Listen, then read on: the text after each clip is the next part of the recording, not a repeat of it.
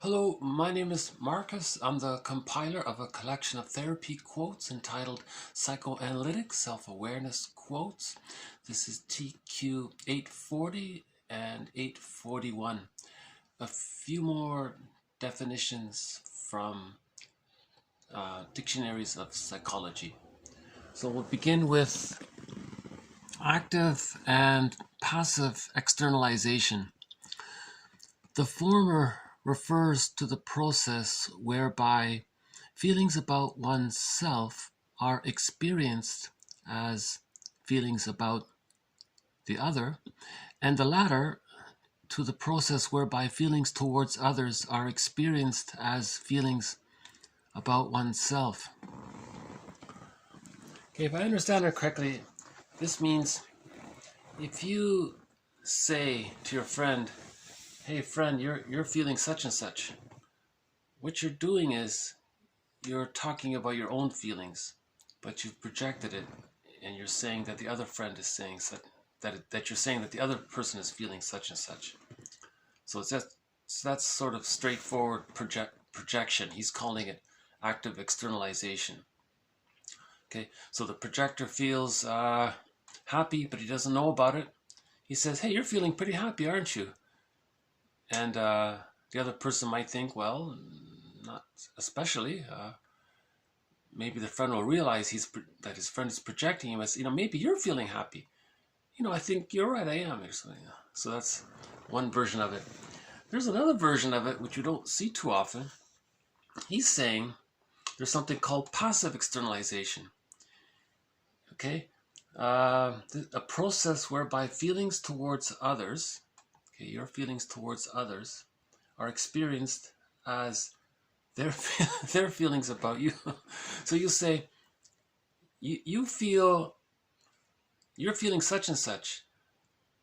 That's a confession of the projector saying that's what he thinks the other person thinks of them.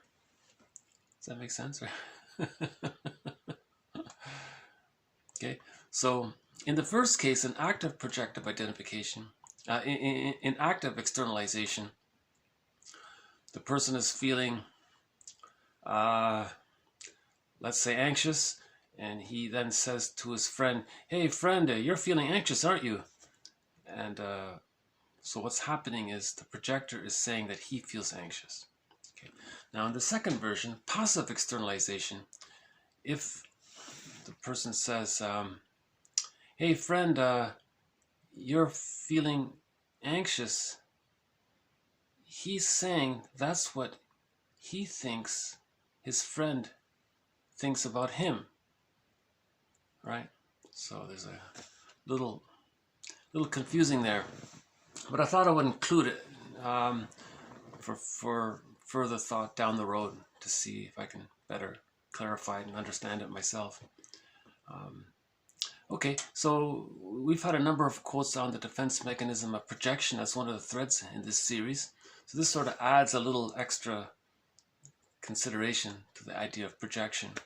Generally speaking, projection is, or externalization is, when you don't know what you're feeling or thinking or believing, or maybe you're using a certain defense mechanism and you're not aware of it, or maybe you have certain unconscious ambivalence and you're not aware of it, and suddenly out of some kind of unconscious fantasy you find yourself saying that the other person feels, thinks those things. That's called a mirror defense. The psyche seeks wholeness, so the person is projecting, so the person can see that in his mirror, or meaning his opinion about the other person, he can then regard that as a mirror to see what he's denying in himself, so that he can re-own it and reintegrate what he disowned in childhood. He can re-own it in adulthood, that kind of thing. So the psyche seeks wholeness, or trying to reintegrate aspects of ourselves that we've disowned or don't know about. Okay, the next one. Compartmentalization, a defense mechanism to shield one from the anxiety and tension that inconsistencies produce, a sense of disconnectedness from and over-reliance on it. So this is often used in conjunction with the idea of splitting. So the baby can't handle the idea that the mother is frustrating sometimes. So he puts it in a box, those feelings, his impression of her, his image of her, his understanding of her, puts it in a box, compartmentalizes it, puts it in like in a little compartment, like a little box there, and then he denies it. Yeah. Because he can't handle the inconsistency. The mother's loving and sometimes she's frustrating. The baby can't handle it, so he denies one side. It's unconscious ambivalence. But the added point here in this quote is that if the person keeps that like that, after time he can feel a sense of disconnectedness with himself because of a lot of his feelings are disowned as well. Right? Compromise formation, a kind of fusion between the need and the fear, or the wish and the fear. So we had the example before from Miriam Woodman. She presented the case study of one of her clients. The guy was overly bonded to his mother. When the mother passed, he couldn't mourn the loss of her. He was too attached to her. So he had a need to mourn the loss of her, but he was afraid to do so. So the psyche created a compromise. The guy gained a bunch of pounds, and those pounds served as a connection, her interpretation was, she said to the guy, those extra pounds, that's your security blanket. You're carrying your mother around with you. It means the extra pounds represented the defense against the anxiety, so he doesn't feel conscious anxiety.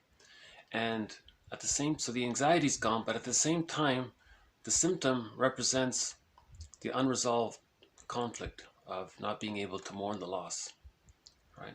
So there's that odd thing happening. The symptom helped the person, but the symptom points or indicates that there's something unresolved that he's not dealing with.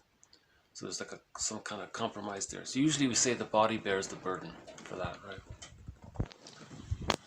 Conversational maxims. Okay, according to Grice, we want quality, quantity, relevance, and manner.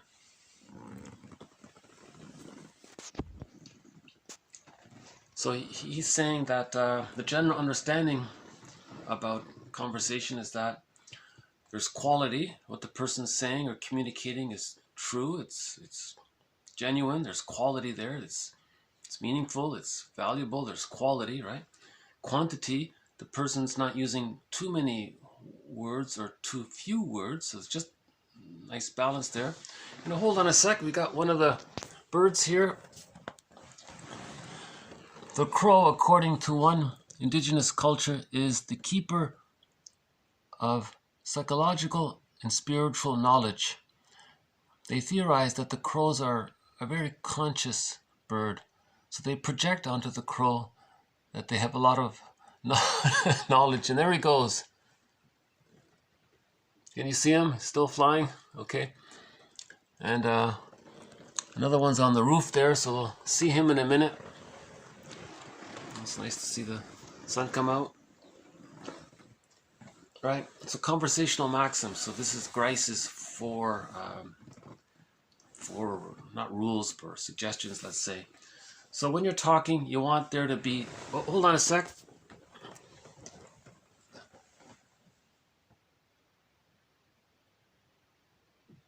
One, two. Okay, we'll come to him later.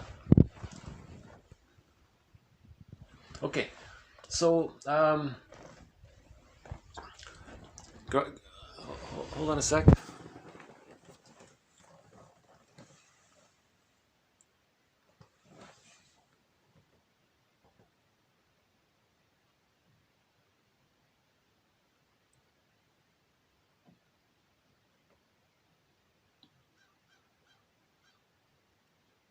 One, two, three. Maybe four. Okay. I was going for 5 pieces. Okay.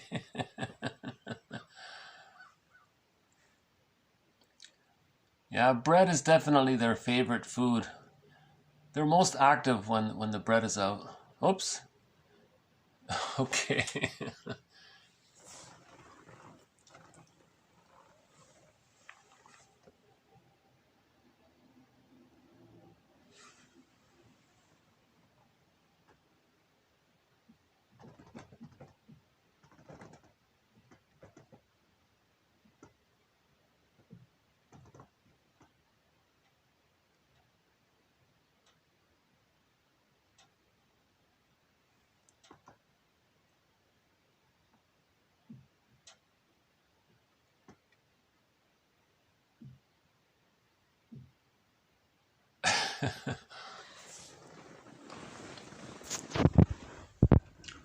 Okay, so maybe we'll see the Blue Jays as well later on. So let's go back to Grice. He says when you're speaking, you want what you're saying to have quality. Okay, well, I guess I'll just enough with the crows. Although it is sort of, it's always sort of interesting to watch them.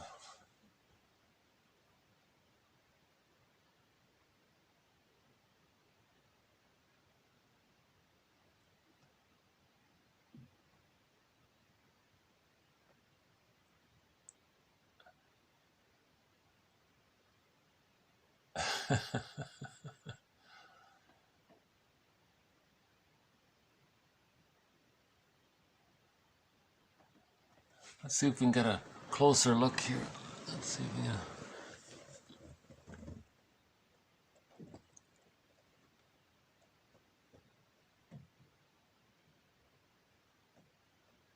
Okay, that's.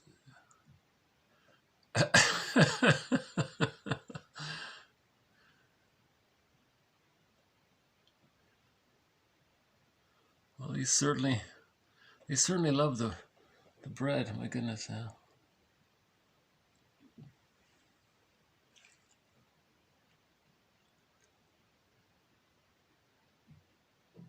He's probably gonna finish the pieces here.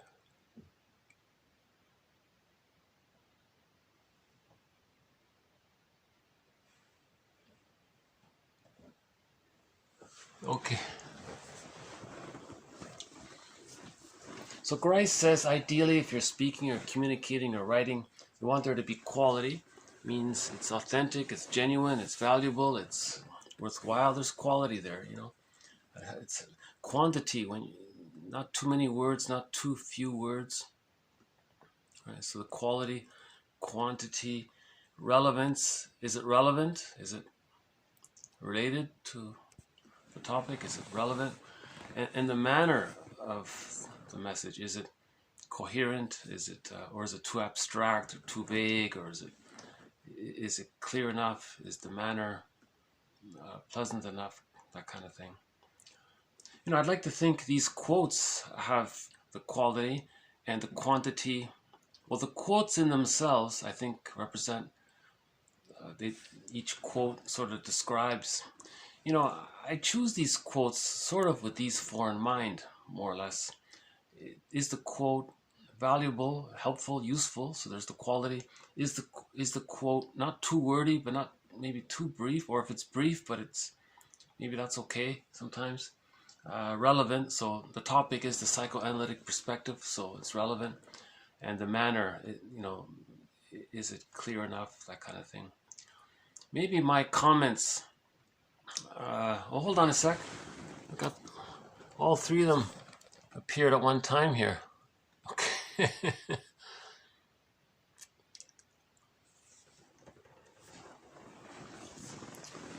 So I'm mindful to some degree about this. I hope that my delivery of these quotes will improve. Sometimes I think I do. I think maybe I do speak too much sometimes. Relevance, I think I keep that. Hopefully my manner isn't too hopefully my manner is okay. It's coherent enough, in other words. So we're working on it. Yeah. Okay, anyways, yeah, communication would be improved, I suppose, if people kept these four in mind. So it's called Grice. He has the Grice's maxims, I think it's called. Okay, the next one. Displacement, the transfer of affect or wishes and desires from their original object or person to another object or person. This is a defense mechanism. Okay, so displacement, the person has feelings towards their parents, let's say. In the present, they transfer those feelings to the person in the present. So it's a form of projection, right? Transference as well. Individuation, the process of becoming an individual who is aware of his individuality. So it's one way of putting it. Okay, so the goal of the separation individuation process, first we have to separate in order to individuate. So there's two parts there. So the baby and the mother are fused in a stage of undifferentiation or symbiosis. With enough love, the child feels safe enough to differentiate. At roughly it's the age of 6 months. He gets to know himself between the age of 6 months to 3, and by the age of 3, with having enough love and support, during that acceptance and approval, during and being seen and accepted and so on, the child experiences more of his life force connecting to his self-concept. Now he knows himself more. So it's called a sense of self or ontological security or basic trust. And then he has access to the capacities of the real self. That's called the psychological birth. So man's main task is to give psychological birth to himself. Okay, so that's individuation. It's not the only task, but it's his main task. Man's main task is to give psychological birth to himself. Right? Now, normally with a secure attachment style, the child achieves that at the age of 3. But if there's an insecure attachment style, okay, there's a developmental trauma, okay, there's unconscious ambivalence, there's an over-reliance on immature defense mechanisms, the person's stuck there trying to master the trauma, so they don't really know themselves because they're still in this unconscious battle emotionally with their mother in some coded, projected form kind of thing. So individuation is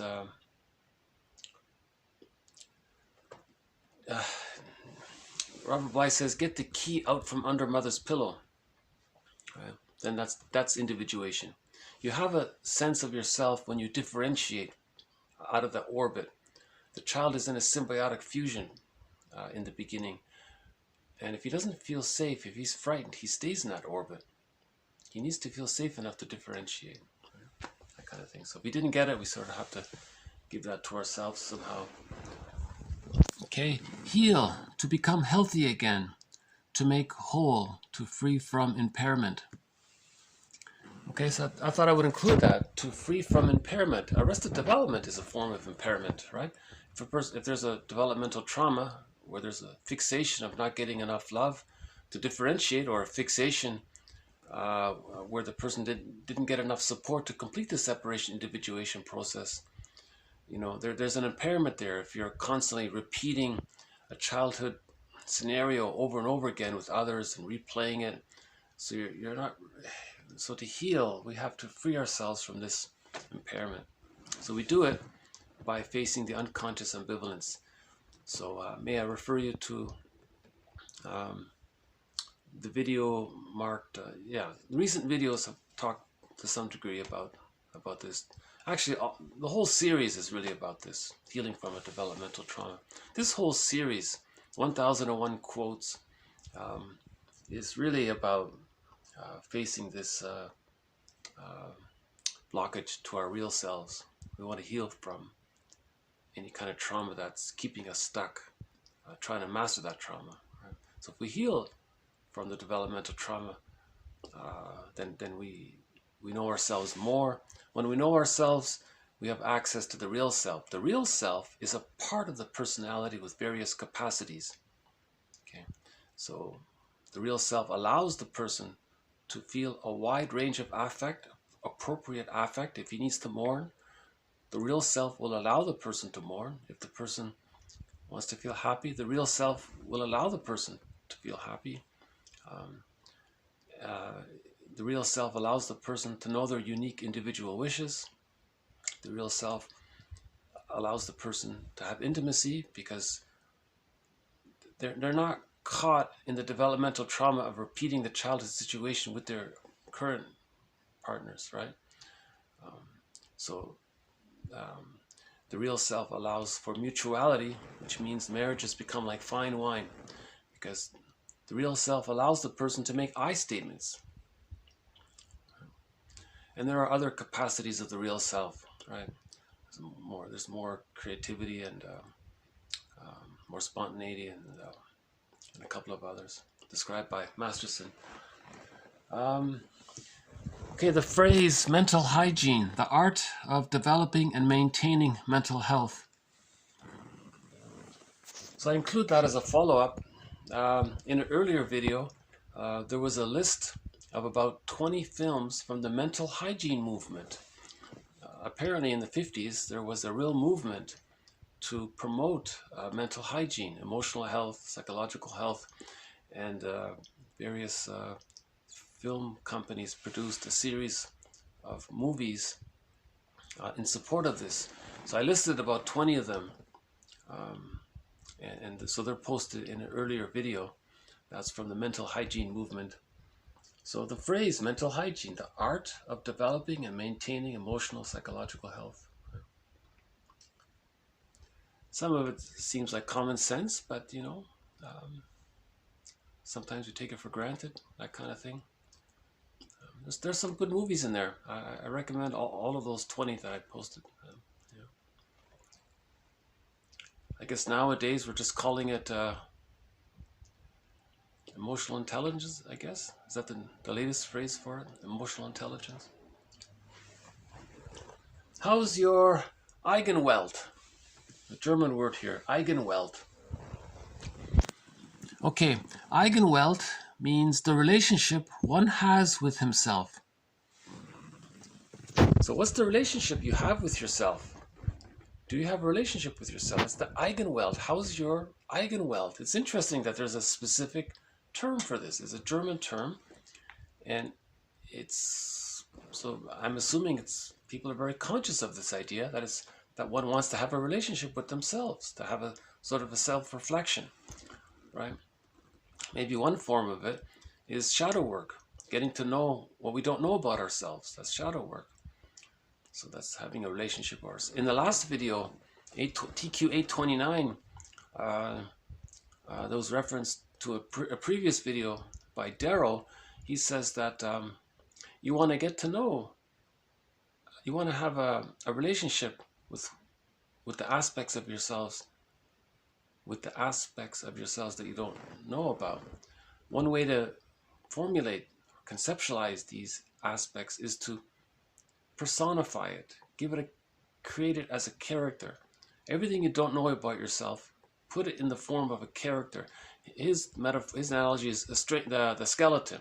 So he says, invite the skeleton to the fireplace, give him the best seat, treat him like an honored guest, and who had a right to be, who's a wise teacher. He's you. You want to get to know this character. Horney calls it the stranger within. Someone else calls it the secret self. Another one calls it the second self.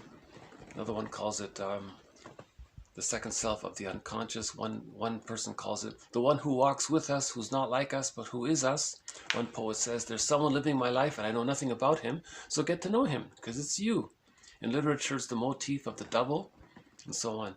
And Sanford says, when you have a relationship with the skeleton, the stranger, the secret self, the one who walks with you, who's not like you, but who is you, the one who's living your life, whom you know nothing about. When you have a relationship with this imagined personification of aspects of yourself, when you have a relationship with yourself, so we're calling this, one term for this is Eigenwelt.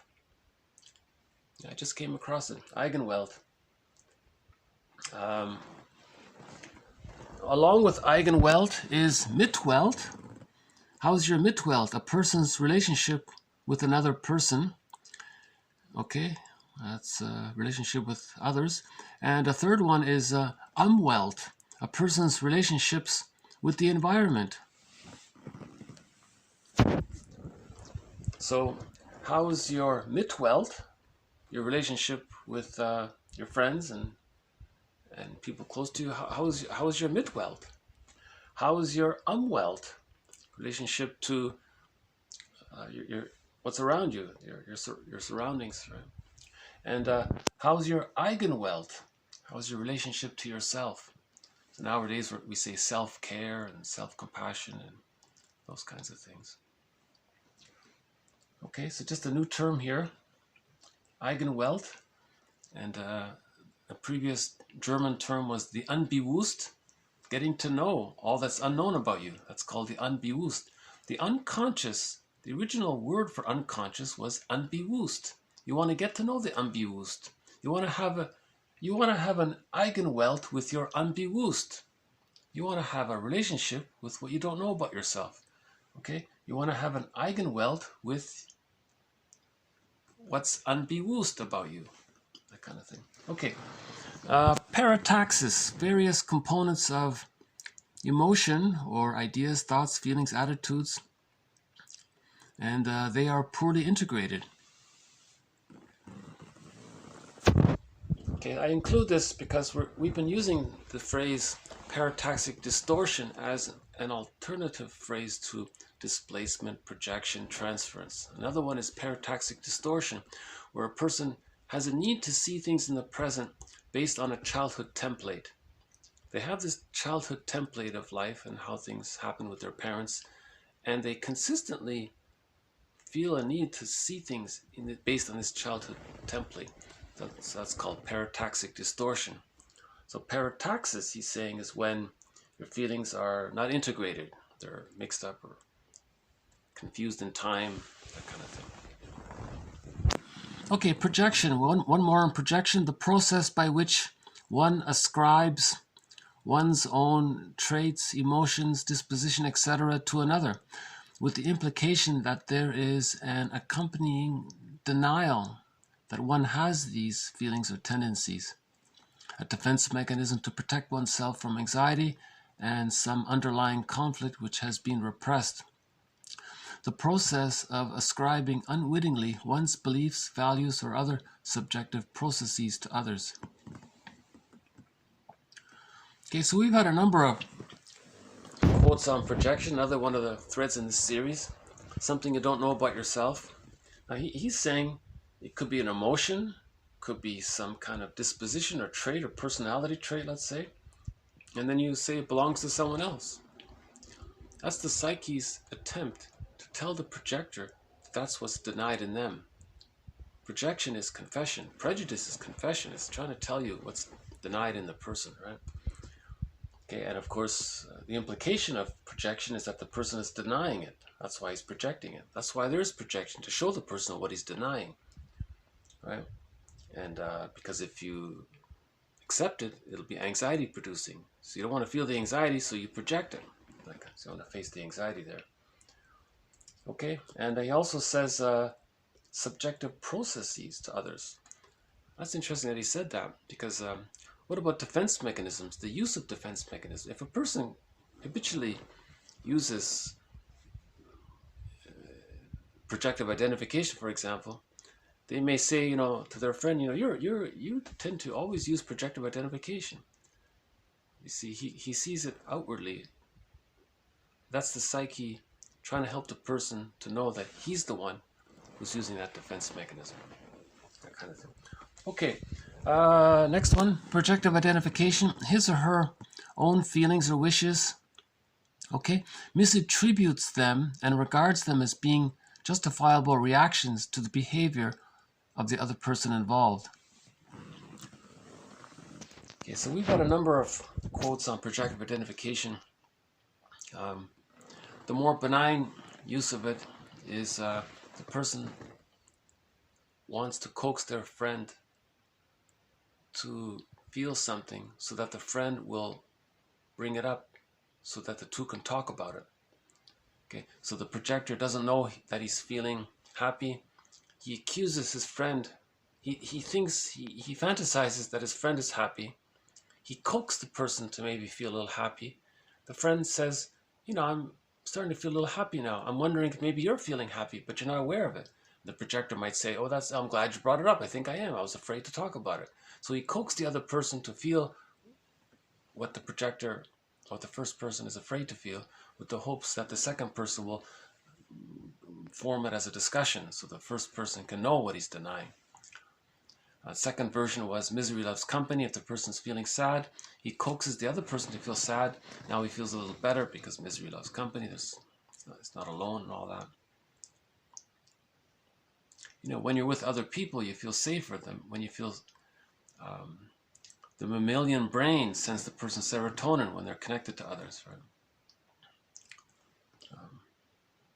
This one here relates to the more, maybe more difficult version.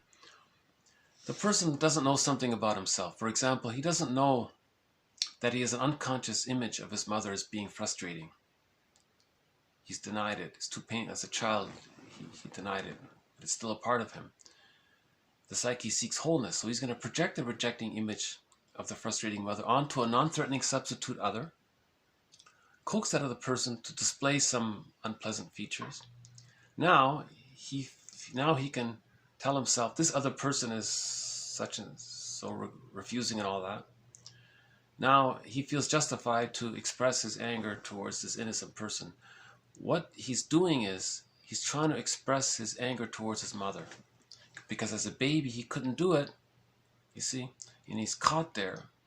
So either we repeat in a repetition compulsion gone awry, or we talk and remember. He's trying to say that he was hurt by his mother, and he's expressing his anger to some non-threatening accidental therapist, let's say.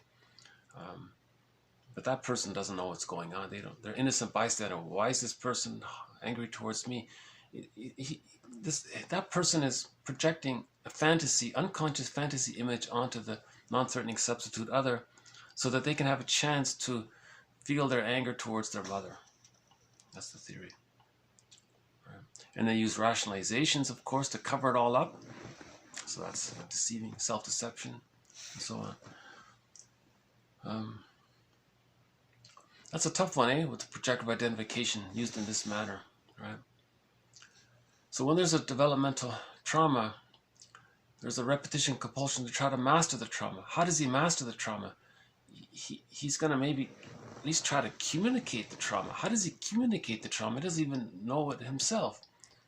So he's going to act it out somehow. He wants to communicate the problem.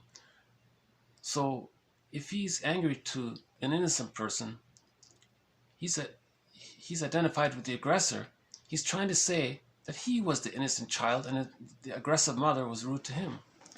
That kind of thing. Something like that. Okay, we'll follow that up in future videos. Okay, a couple of more. Okay.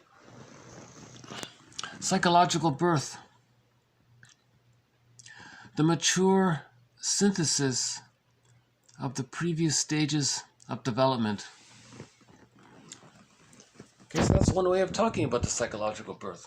Normally we've been talking about psychological birth as going through the subphases of the separation individuation process. So biological birth and psychological birth are different things. The biological birth, we can see it, it's visible, it happens in a moment. The psychological birth, so because humans come out of the womb too early, an extended womb is created from birth to 6 months. That's called the stage of symbiosis. This is like an egg. This is the egg to prepare the person for the psychological birth. At the age of 6 months, he hatches out of the egg. He differentiates.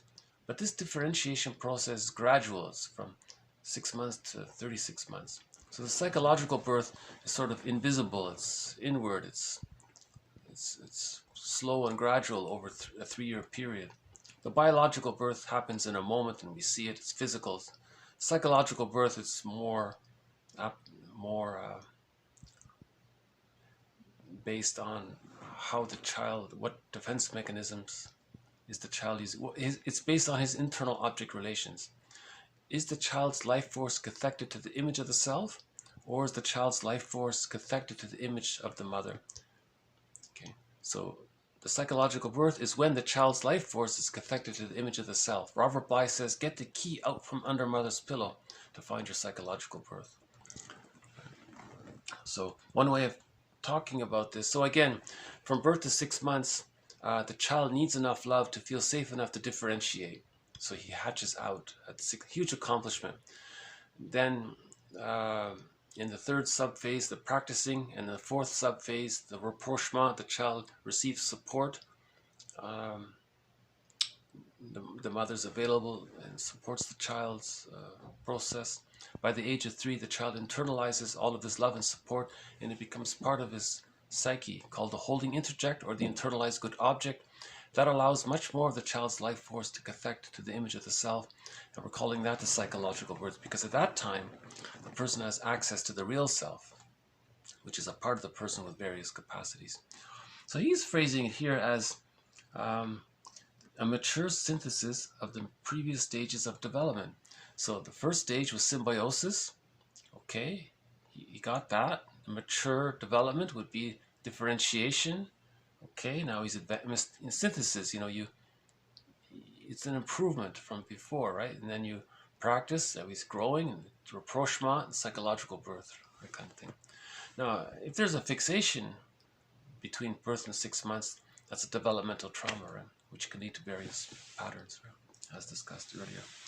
Oh, okay. One more on splitting. This is a tough topic. This next one here. Splitting, a defense mechanism whereby one deals with conflict and stress by compartmentalizing, i.e. splitting, the positive and negative aspects of oneself or others. Use of the mechanism is marked by a tendency to view oneself and others in alternating polar opposites, switching back and forth between highly positive and highly negative images. So this is a major thread throughout this series. We've had a number of quotes on splitting. It comes up regularly. The theory is the baby creates two images of his mother temporarily to deal with the anxiety of the mother not being available. In the womb, the child is one with his mother. Oceanic oneness, state of bliss, heaven, and all that. He's one with everything. So there's no differentiation between him and the other. The other and him are one, right? In the extended womb, that continues. He's still in that blissful state of fusion with this otherness. If the child receives enough love from this otherness, he feels comfortable enough to differentiate. If he doesn't feel enough love, how does he deal with the anxiety of that? To deal with the anxiety of that, the theory is the child creates two images of his mother, the satisfying and the unsatisfying. And he denies the unsatisfying one, but he's stuck there. Okay, this psychic structure then can influence how he sees things unconsciously later on. Okay, now the baby sees things in exaggerated terms. The baby, when the mother's satisfying, it's a goddess. When the mother's frustrating, it's a frightening monster, right? Or witch or demon, those kinds of things. So remember, myths and fairy tales describe the developmental trauma of the baby. That's the theory, or one theory. Myths and fairy tales describe the inner world. Okay. Now, what do we see in myths and fairy tales? Good god, bad god, or good fairy godmother and bad witch. That's the splitting defense mechanism. That's the main thing that takes place in fairy tales and motifs. Fairy tales and myths. So if the person has arrested development before the age of 6 months, the splitting defense mechanism is still there. That's the inference. Because if the child receives enough love, he feels safe enough to differentiate. That means he healed the splits. That allows him to differentiate. If he's too frightened, he has to keep the splits there to deal with the anxiety of the frightening giantess in the nursery. Right? If he's too frightened, he doesn't feel comfortable enough to differentiate out of the connection with the mother, with the orbit with the mother. Because as Fairbairn says, the more rejecting the mother is, the more refusing or painful the mother is, the more the baby needs the mother. The more he needs love, the more he's going to cling to the very person who's hurting him. It's a paradox, but that's the baby has to connect to the mother, even if she's rejecting. So to compromise, he creates two images of the mother, good mother, bad mother, and he denies the bad mother. And if that's the psychic structure, that's called the splitting defense mechanism. If this is still there beyond the age of 5, this person later sees things in these idealized or devalued perspectives. This all good, this all bad, all X, all Y, all or nothing. These kinds of extreme polarity positions, he thinks. Somebody's all great and next minute he's all bad. These kinds of things. He doesn't see things realistically. He doesn't recognize whole object relations, doesn't have a three-dimensional view of the person, the fuller whole perspective of the person. He's still arrested with that splitting defense mechanism. Splitting is meant to be existential hearsay by the age of 3 with the psychological birth. With the psychological birth, the child has whole object relations. He has a sense of himself and a sense of other as two subjectivities. That's the foundation for mutuality. Splitting precludes that. Okay, so that's one more on splitting. The next one, rationalization, a defense mechanism to conceal the true motivations for one's actions, thoughts, and feelings. That's a concise way of saying it. So we've had a number of quotes on rationalizations. If a person has a developmental trauma and he's caught in the repetition compulsion of trying to master that trauma, he's, of course, the baby is angry, annoyed, and greedy and envious. If he's didn't get enough love, he's going to have these more negative or more angry feelings. But how does he cover it? It's not appealing to himself. It's not appealing to others. He has to use rationalizations. These are long lies, false logic, logical fallacies. When he speaks, there's a lot of equivocation. There's a lot of doublethink. There's a lot of misleading ideas. There's a lot of circular reasoning taking place. Circular reasoning, straw man arguments, a lot of red herrings, a lot of glittering generalities, let's say, or a lot of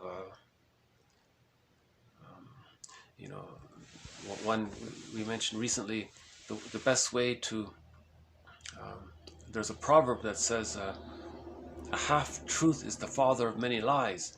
So a person using rationalization will do that. The best way to tell a lie is to include a few crumbs of truth in it. That confuses people. So a person rationalizing will do that kind of thing. He wants to confuse the other person. He wants to lie to them and lie to himself. Why he thinks it's so good for him to be angry, hateful, greedy. Because in the narcissistic pattern, for example, the main emotions are those kinds of greed and envy and so on. How does he hide that? He has to cover it up with some kind of philosophy or excuse. A lot of cherry picking is involved. That kind of thing. Okay, so this just adds to our collection of quotes on rationalization. No one quote seems to cover the whole topic. I think the best way to appreciate any one of these concepts is to collect them and put them all together. So this is maybe the 10th quote on rationalization. Laughlin has a great quote on it. One more, defense mechanism, reaction formation. The process through which unacceptable feelings or wishes are controlled by the establishing of behavior patterns which are directly opposed to them. Again, the process through which unacceptable feelings or wishes are controlled by the establishing of behavior patterns which are directly opposed to them. That's an interesting way of putting it. I think that's that's one of the better ones on reaction formation. That's such a difficult concept, reaction formation. The person has an unconscious wish. It's phobic to him, but he wants to stay in touch with the wish. How does he stay in touch with the wish if it's so phobic? He does what's called counterphobia. He does the opposite of that wish. So if he has a wish to,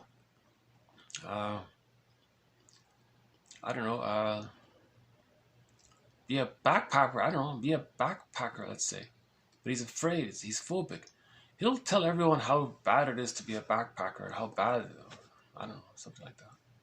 I'll give the example.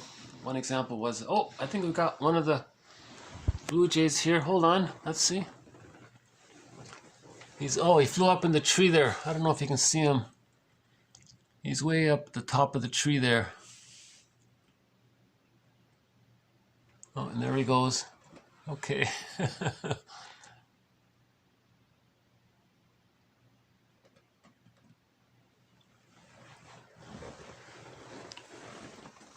So maybe we'll see him next time. Reaction formation. See, a person with a narcissistic pattern is caught in the developmental trauma of not getting enough love. Now, how does he stay in touch with his need to communicate that wish that when he was a child he needed enough love? All he has is hate. So he'll express his negativity. That's a reaction formation of trying to say that when he was a baby he had a wish for love. See, so something we're doing, often that represents the unconscious wish for the opposite of that, right? Someone talked about vices. If someone has a fear about has an interest in a certain vice, I think the example was smoking, one guy gave. He wanted to smoke, but he was afraid about it or something. So he said it's so terrible. But unconsciously, secretly, he wanted to. But he was trying to stay in touch with his wish, whatever it is.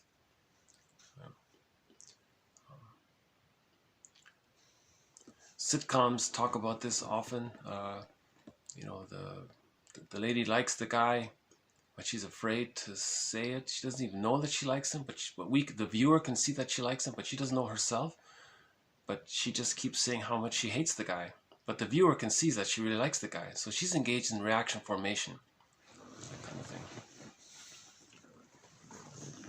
Unconscious motivation. Not all motivated behavior can be seen as the result of the rational, the conscious, or the willful. Much of behavior is motivated by unconscious factors. Well, that's third, humanity's narcissistic injury right there in a nutshell. I think that's why I put it there. No one wants to believe this. People believe, no, I have a conscious free will. Then why are you doing this and that? Well, I don't know. Maybe the unconscious is compelling the person to try to meet a childhood need. Child didn't get a certain need. It's motivating his decisions to try to meet that need, or to try to communicate that he didn't get that need, or to try to recreate the childhood situation to see if he can get that need, or at least communicate to the person that when he was a child he didn't get that need. So the unconscious has motivations, right? So the unconscious is part of the psyche. The psyche seeks wholeness. The psyche seeks integration. The psyche wants the person to integrate what he's disowned in himself. If the person didn't receive a secure attachment style, the psyche wants the person to mourn that he didn't get a secure attachment style. How does he mourn it? He has to know the truth, and he has to be aware of it, for one thing, And, so how to be aware of it? He may try to communicate it.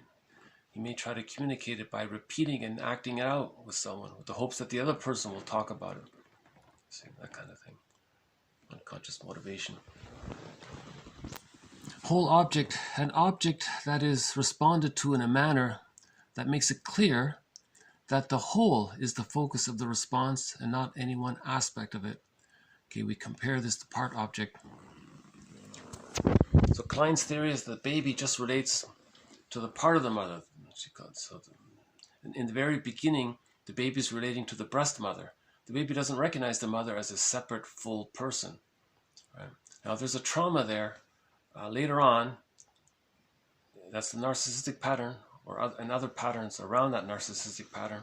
They relate to others in that kind of utilitarian way, because it's kind of utilitarian in a way for the child to just be a recipient and receive. He's not giving or thanking. There's no mutuality there with the baby and the mother. The baby has to receive.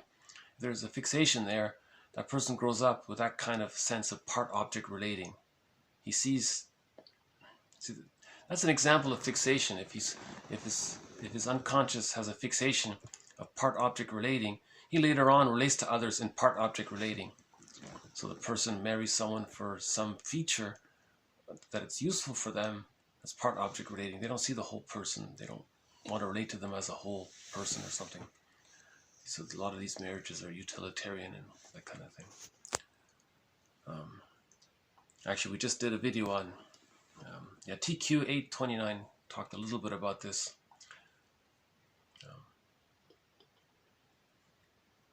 One sort of exaggerated, maybe comical example is in the TV show Ally McBeal. I remember there was a character. He had a fetish, by the way, is a representation of a part of the mother. Usually the fetish represents a symbol of the mother's breast. Right? So this character, the comedy was, he had a fetish for the waddle, when women have a waddle, he was obsessed with that. So he was part object relating that way. And there was this movie called Claire's Knee. The guy had this obsession with the woman's knee. He didn't care about the woman or wanted to get to know her. That's kind of an exaggeration. I think that's pretty rare, I think. But it was trying to make the point about part object relating, where the person's not relating to the person as a whole person with feelings and dreams and a life and history and emotion. You know, they don't see others in that way. They just see out of the need, out of the greed that the baby has for the mother's breast, that kind of thing.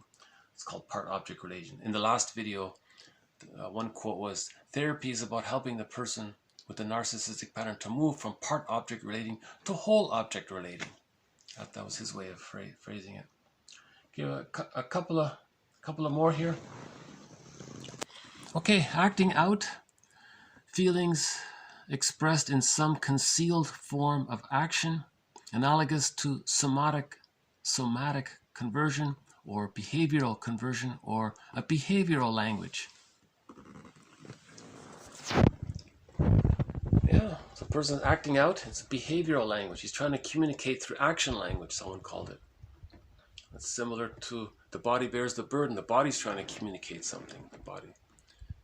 Every body has a story. Not everybody, every body has a story. You know, I think in yoga they say every posture has a story or something. Every body has a story. So he's saying acting out is kind of in that realm, you know. So either he's trying to communicate something. When he's acting out, it's too painful to talk about it, so he's acting it out. So he's trying to communicate what is too painful for him to talk about. Parataxic distortion, the need to perceive objects and relationships in accord with a pattern from earlier experience. Okay, so the earlier experience is the childhood experience, and the person has a need to see present situations from that earlier experience because he has a fixation there. He's trying to heal from that. He's trying to master that. So that's why he's constantly living in the past and the present. Right. One more on projection. Projection, a mental mechanism operating outside of and beyond conscious awareness, whereby the consciously disowned aspects of the self are rejected or disowned and thrown outward to become imputed to others. The individual attributes his own consciously unwanted and disapproved wishes, motivations, or emotional feelings to another. The attitudes which he so assigns to another are real to him, and he reacts in response to them accordingly. Yeah, so that's one of the more complete definitions of projection. Something he doesn't want to face in himself. He somehow has this unconscious fantasy that it belongs to someone else, and then he interacts with that person with that assumption. That allows him to keep what he's denying denied if he keeps thinking it's outside. That's called a mirror defense. The psyche wants the person to know his projections.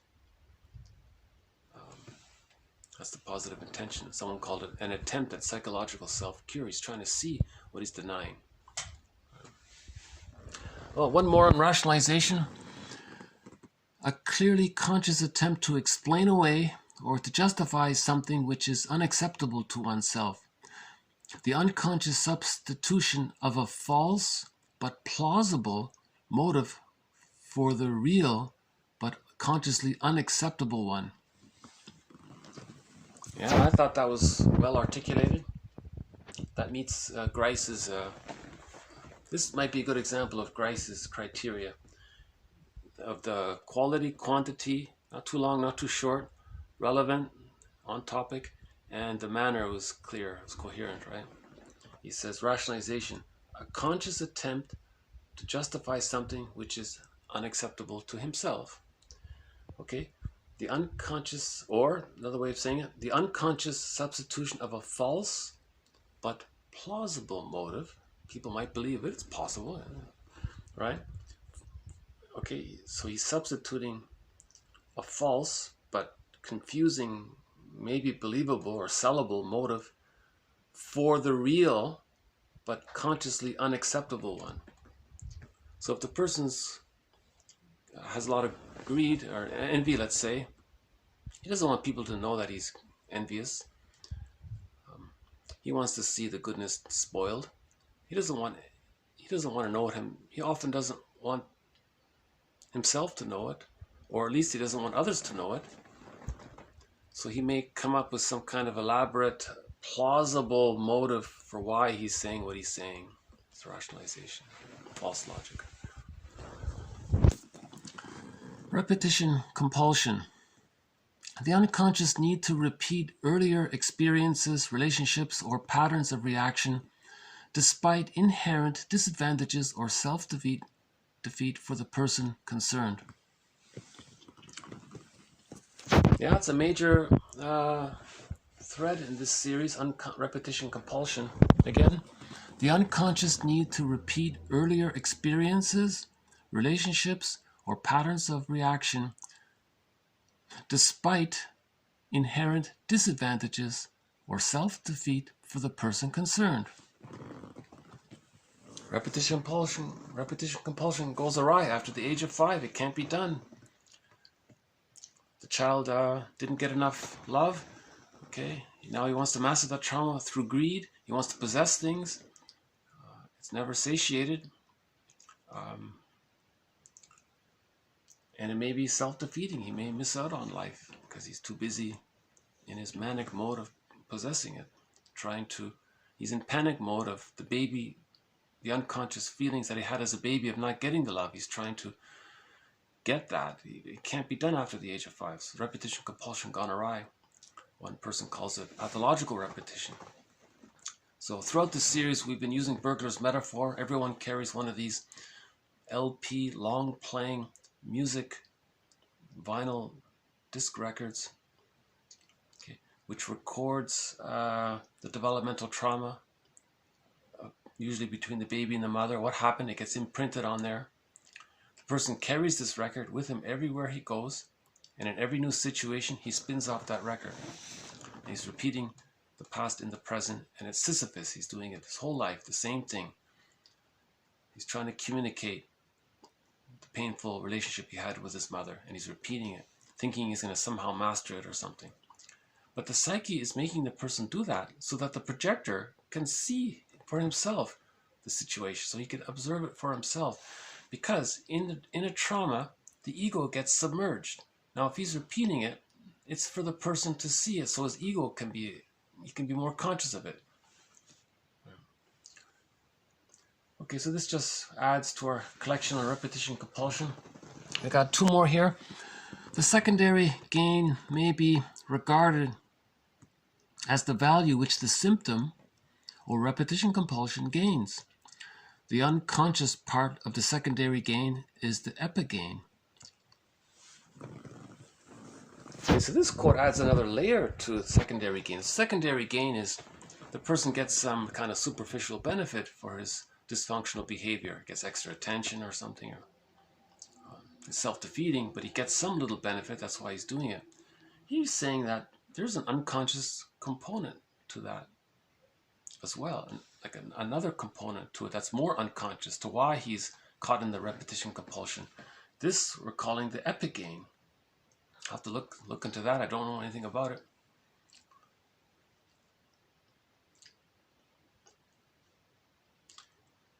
So the child, wants to be himself, but the mother punishes him because she doesn't want the child to leave her.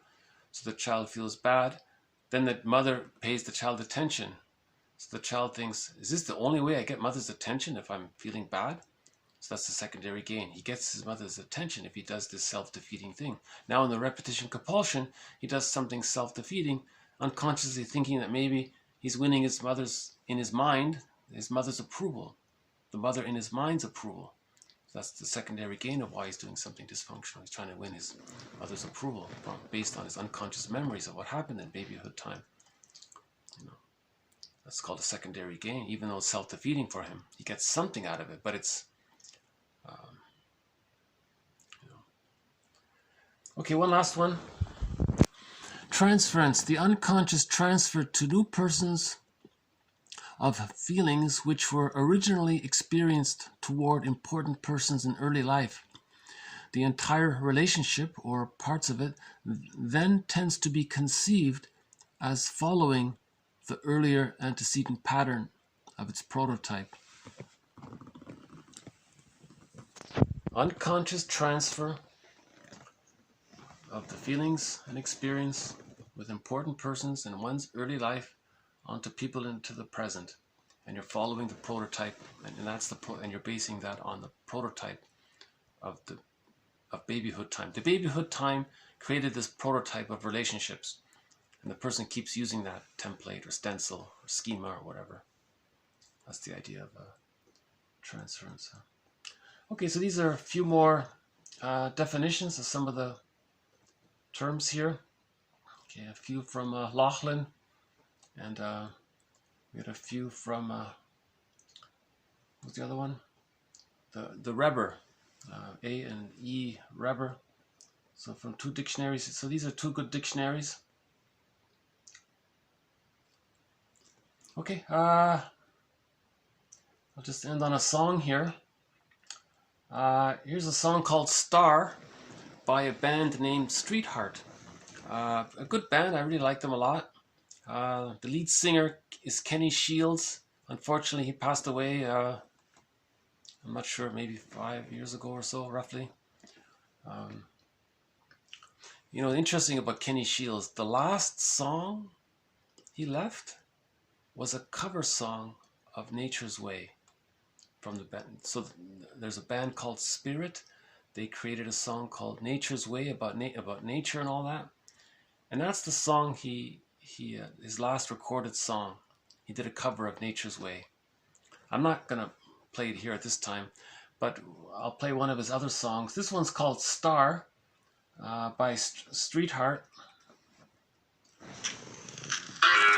Oh, correction, I changed it in the last minute. This is called Storyteller. Storyteller by Streetheart.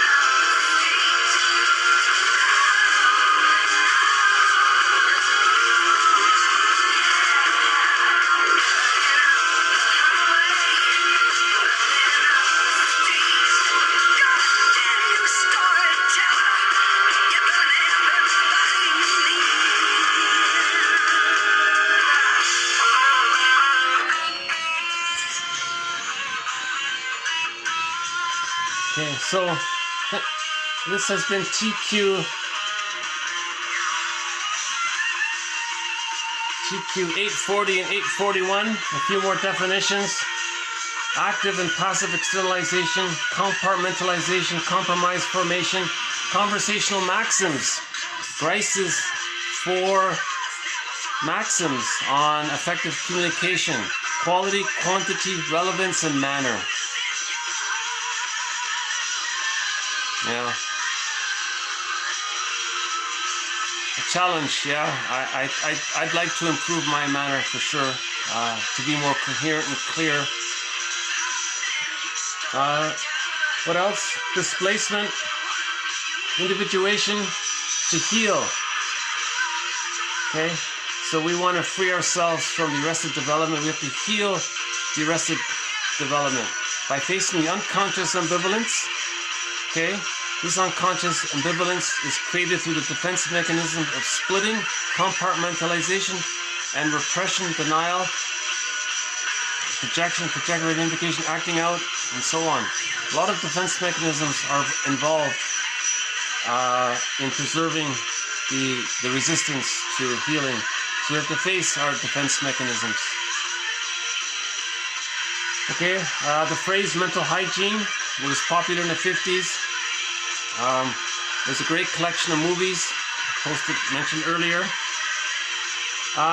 Some new vocabulary. How's your Eigenwelt? How's your relationship with yourself? How's your relationship with your unbewusst, your unconscious? Parataxis, projection, projective identification. Feel those. Okay.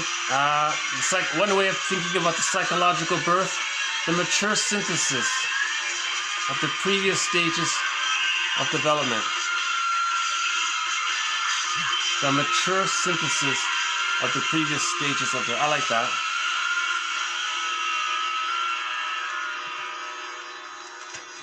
He has a humorous ending to the song, but if you want to hear it, I'll leave it. I'll let you hear it on your own. I'll just play it from the beginning again. It's funny because that song was on the vinyl, but when they moved it over to the CD, they took it out.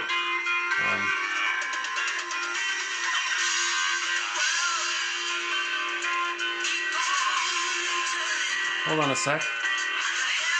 Still recording? Okay. I got a message saying that I'm out of memory here, so we'll just be a few more seconds here. Okay, we talked about the defense mechanism of splitting, rationalization, reaction formation, unconscious motivation, and whole object relations. Acting out, parataxic distortion, repetition compulsion, more on transference, projection. Not a bad collection of quotes here. I think this is some pretty good quotes here. I think these quotes follow Grice's maxim. I think these quotes have quality, substance. I think they're concise, not too wordy, not too short. I think they're relevant to understanding defense mechanisms. And I think they're clear enough. So I think these quotes, I'd like to think pretty much all of these quotes, more or less, as much as possible, follow Grice's maxims.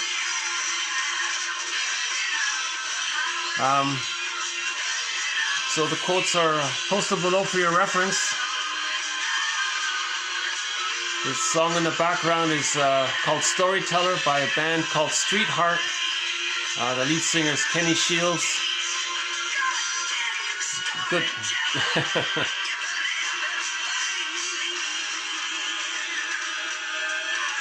Yeah, I found it very interesting that his last recorded song was Nature's Way. Not many people have covered that song. Christopher Cross did a very good rendition of Nature's Way. And the only other half-decent rendition of it is Kenny Shields' Street Heart's rendition of Nature's Way. Maybe we'll play it in a future video. Now, if you're not hearing this, it's because I had to mute it because it violated some rule or something. Hopefully you're going to hear this. Hopefully this will pass through and you'll hear it. Many songs have to be muted, unfortunately. But, okay, I'll just leave it here. So wish everyone well. I'm not even sure what the lyrics are. I couldn't find them. I played the song Star earlier, but I think I had to mute it or it got deleted or something. I'll see if I can play some other Street Heart songs later on. Underappreciated band. They have some great music. Classic rock, in the genre of classic rock. Some good music. Okay, so we'll continue with the journey of trying to understand defense mechanisms. If we understand these defense mechanisms, we're a little more aware of them. That allows us to be more aware of why these defense mechanisms are being used. That helps to heal right there, I think. Okay, so thank you very much once again. This has been TQ841 and 842. Bye for now.